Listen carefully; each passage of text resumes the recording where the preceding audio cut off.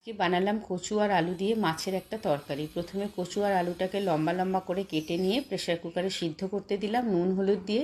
অন্যদিকে গুড়জাউলি মাছগুলোকে নুন হলুদ মাখিয়ে একটু ভেজে রাখলাম।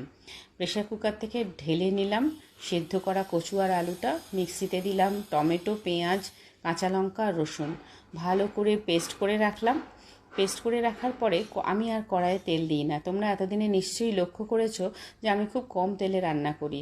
তাই কড়াইতে দিয়ে দিলাম কালো জিরে ফোড়ন, আর ওপর থেকে ওই বাটা মশলাটা, আর সঙ্গে দিলাম একটু আদা বাটা দিয়ে ভালো করে ওটাকে কষাতে লাগলাম।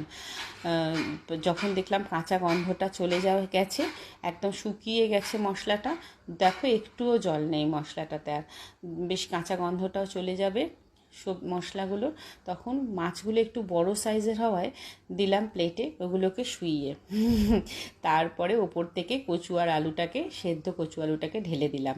ঢেলে দিয়ে বেশি ভালো করে নাড়াচাড়া করতে পারছিলাম না, জানো, যদি মাছগুলো ভেঙে যায়। তাই হালকা হাতে নাড়াচাড়া করতে করতে যখন দেখলাম ফুটে উঠলো, আর কচু আর আলুটা তো সেদ্ধ করা, তাই কিন্তু বেশিক্ষণ সময় লাগবে না এই তরকারিটা হতে। আর তা উপর থেকে দিয়ে দিলাম গরম মশলা। তোমরা খেয়াল করে দেখতে পাচ্ছ নিশ্চয়ই যে একটা সবুজ রঙের কিছু, ওটা না, আমি ফ্রিজ থেকে ধনেপাতা খুঁজতে গিয়ে দেখলাম নেই, দু কুচো আছে, দুটো পাতা ডান্ডি ওটাই ঢেলে দিয়েছিলাম।